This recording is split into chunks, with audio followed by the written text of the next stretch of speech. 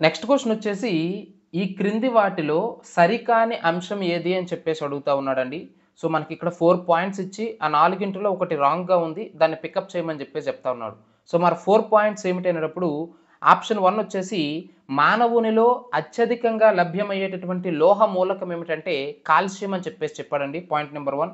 Point number 2 వచ్చేసి భోపాల్‌లో వెలువడినటువంటి gas ఏమిటంటే methyl isocyanate అని చెప్పేసి చెప్పడం జరిగింది. Point number 2.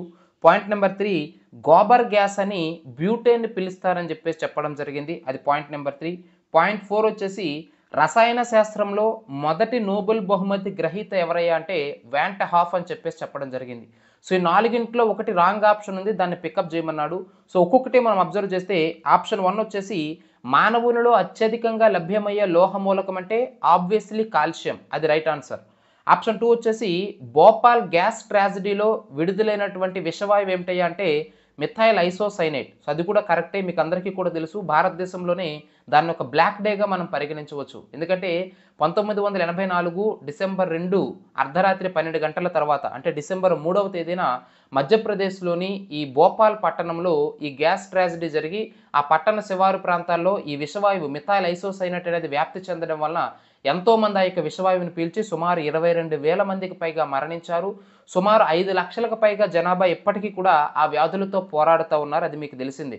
సో, కాబట్టి భోపాల్ గ్యాస్ ట్రాజడీలో విడుదలైనటువంటి విషవాయువు అంటే మిథైల్ ఐసోసైనేట్. ఇవి మనం ఎప్పటికప్పుడు చూస్తా ఉంటాం. రీసెంట్‌గా విశాఖపట్నంలోని ఆర్ఆర్ వెంకటాపురం గ్రామానికి దగ్గరలో ఉన్నటువంటి ఎల్‌జీ పాలిమర్స్ అనేటటువంటి కంపెనీ కూడా అంటే మేనేజ్‌మెంట్ లోపం వల్ల అక్కడి నుంచి కూడా ఒక విషవాయువు అనేది విడుదలైంది. అదేమిటని చెప్పేసి ఎగ్జామినేషన్‌లో అడగొచ్చు. అదేమిటండి? స్టిరిన్. సో, 2020 మే 7న ఈ ఎల్‌జీ పాలిమర్స్ ఇన్సిడెంట్స్ అనేది విశాఖపట్నంలో జరిగింది. సుమారు 10-12 మంది వరకు కూడా అక్కడ చనిపోవడం అనేది జరిగింది. సో, ఇప్పుడు గ్యాస్ ట్రాజడీలు అనేవి చాలా చాలా ఇంపార్టెంటు. అక్కడ విడుదలైనటువంటి విషవాయువులు కూడా ఇంపార్టెంట్ అండి. భోపాల్ గ్యాస్ ట్రాజడీ అంటే మిథైల్ ఐసోసైనేట్, ఎల్‌జీ పాలిమర్స్ అంటే స్టిరిన్ అనే విషయాన్ని మీరు ఇక్కడ గుర్తుంచుకోవాలి విషవాయువు. సో, సెకండ్ పాయింట్ కూడా రైటే. థర్డ్ వచ్చేసి గోబర్ గ్యాస్ అని బ్యూటేన్ అంటారని చెప్పేసి చెప్పాడండి. సో, ఇది రాంగు. సో, మీకు తెలుసు gobar gas or biogas they రెండింటి యొక్క మిక్స్చర్ అంటే ప్రధానంగా మీథేన్‌ని మనకి గోబర్ గ్యాస్ అంటారు. So, methane plus CO2 carbon dioxide plus CH4 is equal to biogas అని చెప్పేసి చెప్తా ఉంటాం. కానీ ఇక్కడేమి ఇచ్చాడు? గోబర్ గ్యాస్ అంటే బ్యూటేన్ అని చెప్పేసి ఇచ్చాడు. సో, ఇది రాంగ్ ఆన్సర్. సో, మీకు అందరికీ కూడా తెలుసు ఇప్పుడంటే లేవు గానీ మన చిన్నప్పుడు మనం చూసేవాళ్ళం.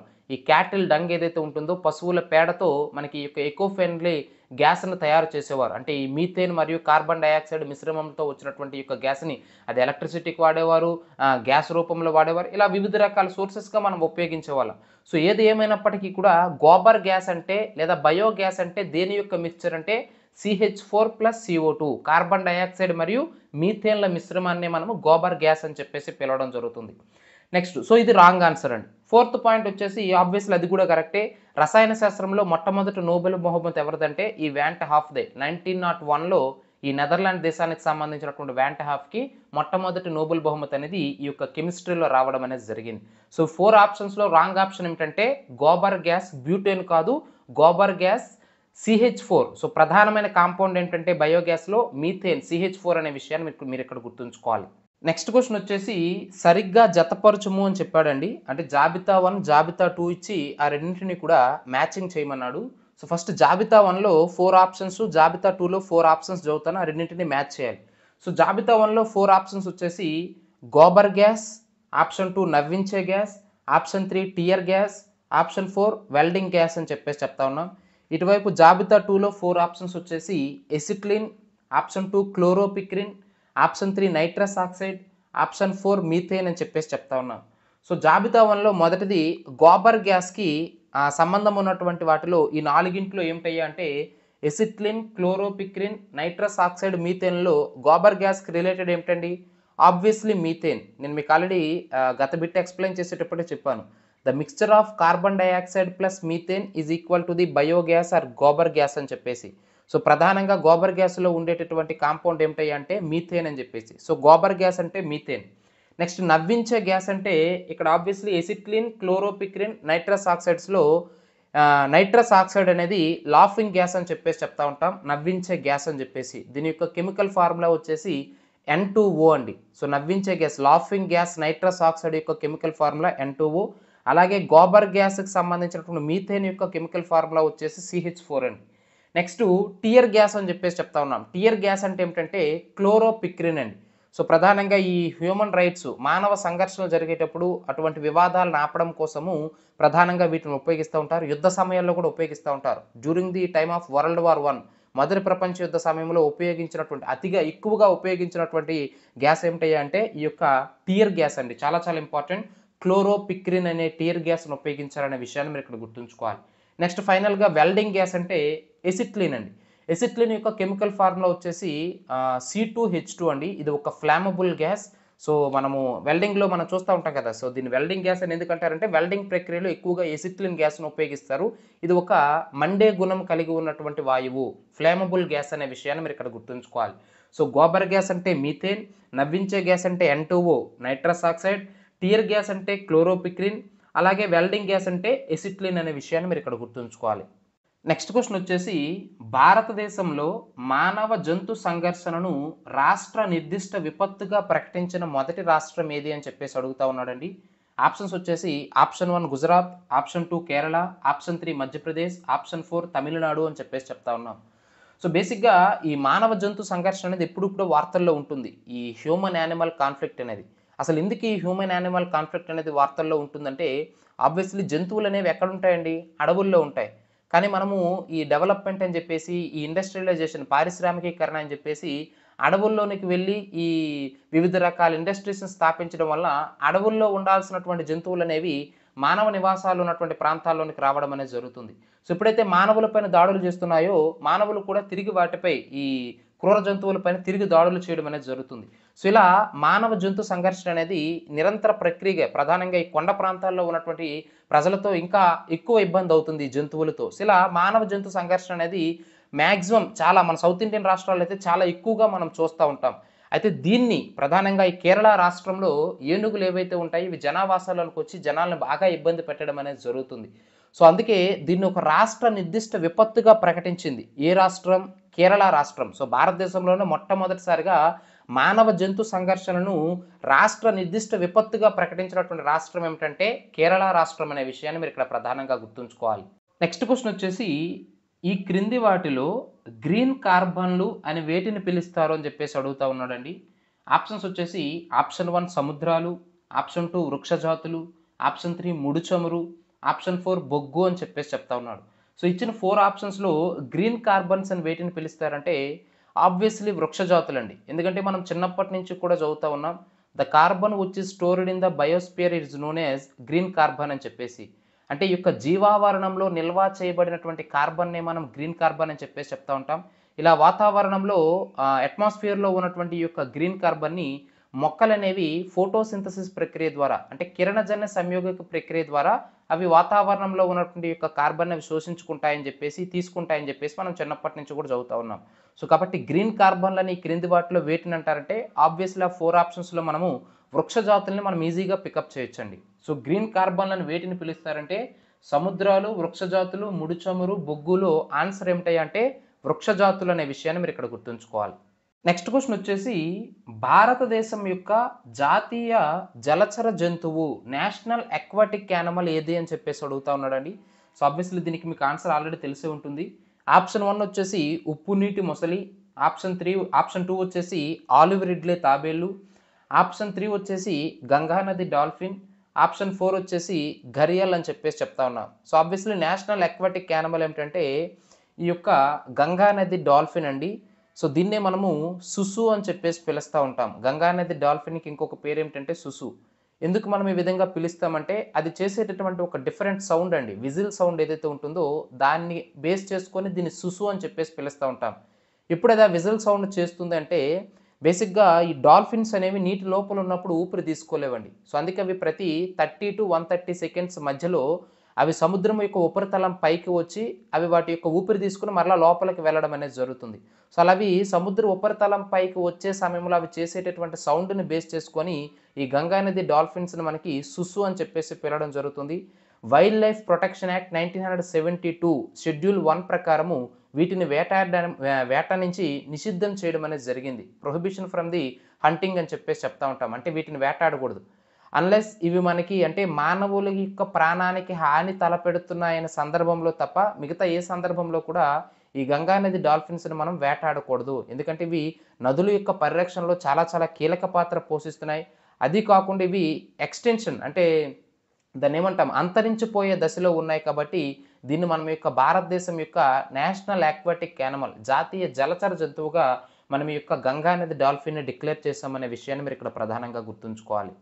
నెక్స్ట్ క్వెషన్ వచ్చేసి ఆంధ్రప్రదేశ్‌లో ఆసియా ఏనుగులు ఉన్న ఒకే ఒక్క అభయారణ్యం ఏది అని చెప్పేసి అడుగుతా ఉన్నాడండి. ఆప్షన్స్ వచ్చేసి option 1 Kaundinya wildlife sanctuary, option 2 Shri Penusila Narasimhaswamy wildlife sanctuary, option 3 Gundla Brahmeswara wildlife sanctuary, option 4 Srilanka Malleswara wildlife sanctuary అని చెప్పేసి చెప్తా ఉన్నాడు. సో ఆంధ్రప్రదేశ్‌లో ఏ యొక్క అభయారణ్యంలో ఏ యొక్క వైల్డ్ లైఫ్ సాంక్చురీలో ఆసియా ఏనుగులు ఉన్నాయంటే ఆన్సర్ వచ్చేసి option 1 Kaundinya wildlife sanctuary అండి. వైల్డ్ లైఫ్ సాంక్చురీ అంటే వన్యప్రాణి సంరక్షణ కేంద్రం అని అర్థం. సో మనకి ఆంధ్రప్రదేశ్‌లో సుమారు 13 వరకు కూడా వన్యప్రాణి సంరక్షణ కేంద్రాలుంటే అందులో ఏసియా ఏనుగులు ఉన్నటువంటి ఒకే ఒక వైల్డ్ లైఫ్ సాంక్చురీ ఏమిటంటే ఈ యొక్క కౌండిన్య వైల్డ్ లైఫ్ సాంక్చురీ అండి. చాలా చాలా ఇంపార్టెంట్. చిత్తూరు జిల్లాలో ఉంది. మనకి ఈ 1983 టు 1996 మధ్య కాలంలో ఈ ఏసియా ఏనుగులు అనేవి వలస వస్తే ఆ వలస వచ్చినటువంటి ఏనుగులను సంరక్షించడంలో బాగా కీలక పాత్ర పోషించినటువంటి వైల్డ్ లైఫ్ సాంక్చురీ ఏమిటంటే ఈ యొక్క కౌండిన్య వైల్డ్ లైఫ్ సాంక్చురీ అండి. ఇప్పటికీ ప్రెజెంట్ మనకి 72 వరకు కూడా ఏషియన్ ఎలిఫెంట్స్‌ని యొక్క వైల్డ్ లైఫ్ సాంక్చురీలో భద్రపరుస్తా ఉన్నారు. మీకు తెలుసు భారత ప్రభుత్వం కూడా ప్రాజెక్ట్ ఎలిఫెంట్‌ని అంటే అంతరించిపోతున్నటువంటి ఏనుగులను సంరక్షించడం కోసం ప్రాజెక్ట్ ఎలిఫెంట్‌ని కూడా ప్రారంభించింది. అందులో భాగంగా ప్రాజెక్ట్ ఎలిఫెంట్‌లో భాగంగా చాలా చాలా కీలక పాత్ర పోషిస్తున్నటువంటి వైల్డ్ లైఫ్ సాంక్చురీ ఒకానొకటి ఏమిటయ్యా అంటే మన యొక్క ఆంధ్రప్రదేశ్ చిత్తూరు జిల్లా కుప్పాంకి చంద్రబాబు నాయుడు యొక్క నియోజకవర్గం కుప్పాంకి దగ్గరలో ఈ యొక్క కౌండిన్య వైల్డ్ లైఫ్ సాంక్చురీ అనేది ఉందండి. చాలా చాలా ఇంపార్టెంట్. అయితే ఈ యొక్క వైల్డ్ లైఫ్ సాంక్చురీ అనేటప్పుడు ఓవరాల్ ప్రస్తుతం 2024, 25 సమయానికి భారతదేశం మొత్తం మీద ఉన్నటువంటి వైల్డ్ లైఫ్ సాంక్చురీలు వన్యప్రాణి సంరక్షణ కేంద్రాలు ఎన్ని అంటే 573 అండి. ఇవి మన యొక్క భారతదేశం యొక్క మొత్తం భూభాగంలో 3.76 భూభాగాన్ని ఆక్రమించి ఉన్నాయి. ఎన్ని 573 వైల్డ్ లైఫ్ సాంక్చురీలు. ఇందులో అతిపెద్ద వైల్డ్ లైఫ్ సాంక్చురీ ఏమిటంటే కజిరంగా నేషనల్ పార్క్ అండి, అస్సాంలో ఉంటుంది. So biggest wild life sanctuary ఏమిటంటే కజిరంగా నేషనల్ పార్క్. ఇంకా మనం ప్రసిద్ధం చూసుకున్నట్లయితే జిమ్ కార్బెట్ నేషనల్ పార్క్ అని చెప్పేసి చెప్తా ఉంటాం, ఉత్తరాఖండ్ మీకు తెలుసు. అలాగే Ranthambore national park Rajasthan, Kaziranga national park Assam ఇప్పుడే చెప్పాను. అలాగే Bandhavgarh national park Madhya Pradesh, Kanha national park Madhya Pradesh, Sundarbans national park west Bengal, Periyar wild life sanctuary Kerala. So ఇలాంటివి చాలా ఉన్నాయి. 573 అంటే అన్నీ గుర్తుంచుకోవాల్సినటువంటి పని లేదు. సో మనకి ప్రసిద్ధమైనటువంటివి ఇంపార్టెంట్ అయినటువంటివి చాలా చాలా ఇంపార్టెంట్. ఇక్కడ మనకి మన క్వశ్చన్కి ఆన్సర్ ఆంధ్రప్రదేశ్లో ఏషియన్ ఏనుగులు కలిగి ఉన్నటువంటి ఒకే ఒక అభయారణ్యం ఏదయ్యా అంటే Kaundinya wildlife sanctuary belongs to Chittoor అనే విషయాన్ని మీరు ఇక్కడ గుర్తుంచుకోవాలి. నెక్స్ట్ క్వశ్చన్ వచ్చేసి సుసంపన్న జీవ వైవిధ్యానికి తోడ్పాటును అందించే చిత్తడి నేలలతో కూడిన తేలియాడే వృక్ష సంపద కలిగిన ప్రత్యేకమైన లక్షణాలు గల నేషనల్ పార్కు ఈ క్రింది వాటిలో ఏది అని చెప్పేసి అడుగుతా ఉన్నాడు. ఆప్షన్స్ వచ్చేసి option 1 Bhitarkanika national park, option 2 Keibul Lamjao national park, option 3 Ghana national park, option 4 Sultanpur జాతీయ పార్కు అని చెప్పేసి చెప్తా ఉన్నాడు. సో ఈ నాలుగింటిలో తేలియాడే వృక్ష సంపద అలాగే చిత్తడి నేలలతో కూడి ఉండి అత్యధికమైనటువంటి జీవ వైవిధ్యాన్ని సంరక్షించేటటువంటి ఒక గొప్ప నేషనల్ పార్క్ ఏది అని చెప్పేసి అడుగుతా ఉన్నాడు. సో ఆన్సర్ వచ్చేసి obviously Ghana Keoladeo national park అని చెప్పేసి చెప్తా ఉంటాము. సో ఈ ఘనా కియోలాడియో నేషనల్ పార్క్ ఎక్కడుందయ్యా అంటే రాజస్థాన్లో ఉందండి. ఇది భరత్పూర్ అనేటటువంటి టౌన్కి దగ్గరలో ఉంది కాబట్టి దీన్ని భరత్పూర్ నేషనల్ పార్క్ అని కూడా పిలుస్తూ ఉంటారు. సో ఘనా నేషనల్ పార్క్ అన్నా కియోలాడియో నేషనల్ పార్క్ అన్నా భరత్పూర్ నేషనల్ పార్క్ అన్నా ఒకటేనండి. సో నేషనల్ పార్క్స్ అనేవి చాలా వరకు ఉన్నాయి. కానీ చిత్తడి నేలలు అంటే ఈ వెట్లాండ్స్ ఏవైతే ఉంటాయో తేమతో కూడి ఉన్నటువంటి మట్టి, శాశ్వతంగా తేమతో కూడి ఉన్నటువంటి మట్టితో కూడి ఉన్న చిత్తడి నేలలతో కూడి ఉన్న నేషనల్ పార్క్ ఏమిటంటే ప్రసిద్ధమైనది ఈ యొక్క కియోలాడియో నేషనల్ పార్క్ అండి. Keoladeo Ghana national park. Overall 1/3 of the land అనేది ఈ నేషనల్ పార్క్లో వెట్లాండ్స్ అండి. అంటే మొత్తం 3 భాగాలు అనుకుంటే అందులో ఒక భాగం అనేది ఈ చిత్తడి నేలలతో కూడి ఉన్నటువంటి భూభాగం అనమాట. సో చిత్తడి నేలలు ఉంటాయి, ఎక్కువ మొత్తంలో వృక్ష సంపద ఉంటుంది.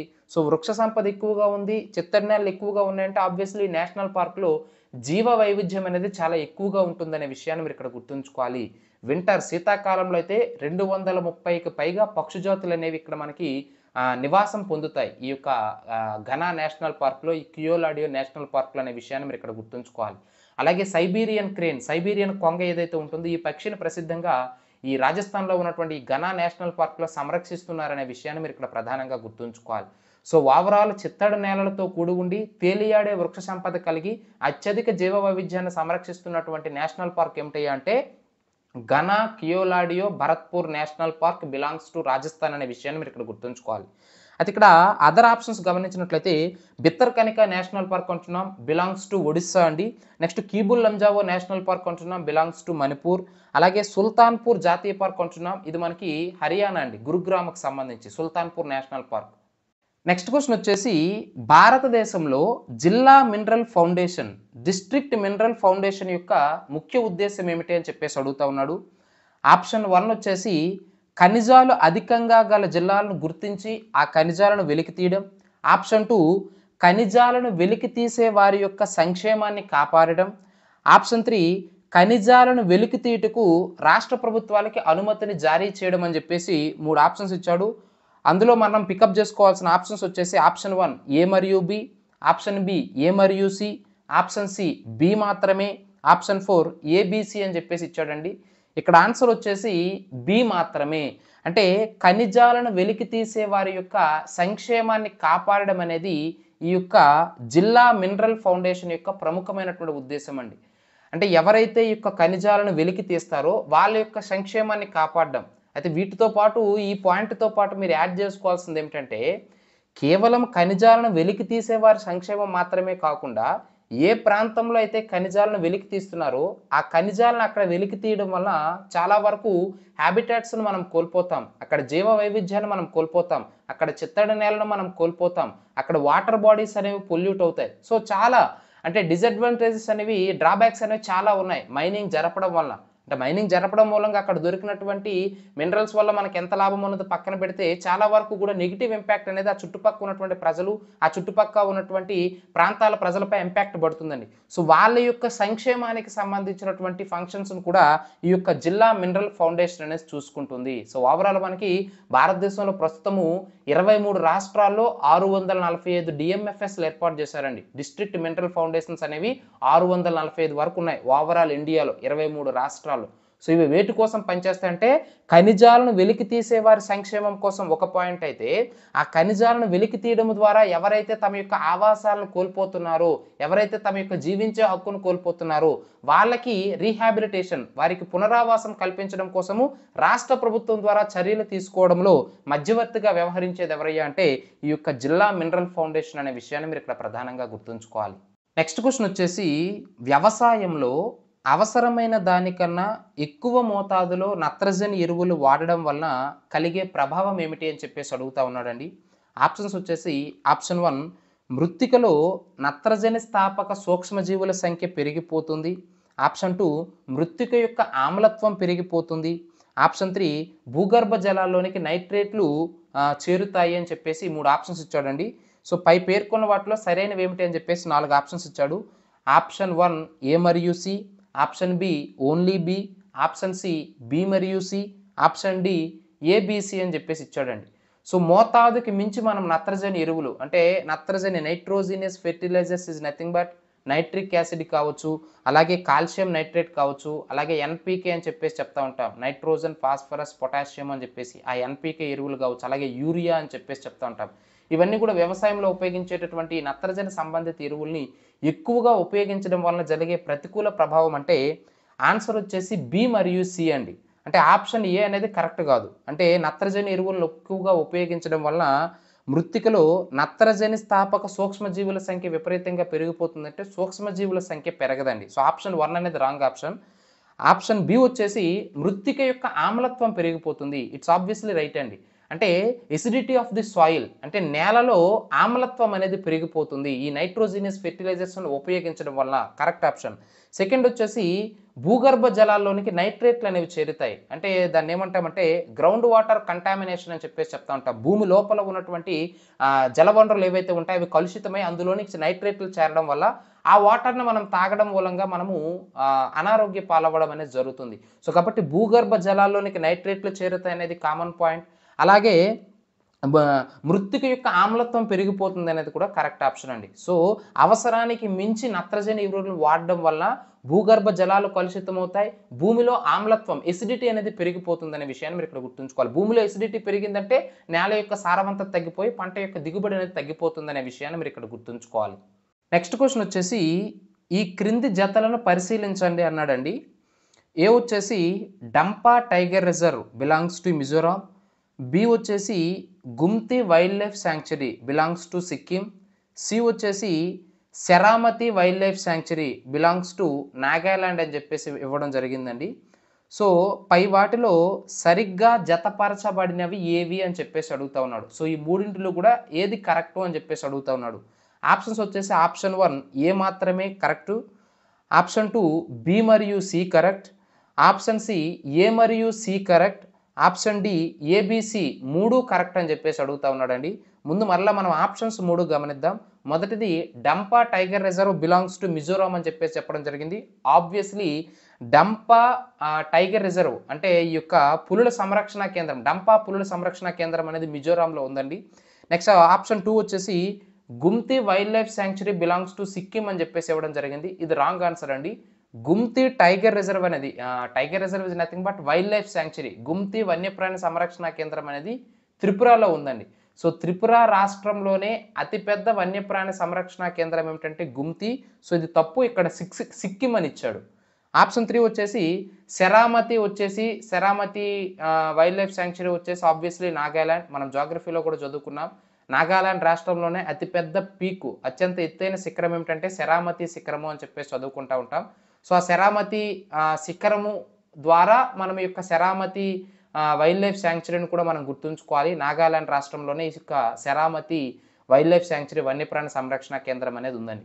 సో, ఈ మూడింటిలో తప్పు ఏదంటే బి తప్పు కాబట్టి రైట్ ఏమిటండి ఏ మరియు సి.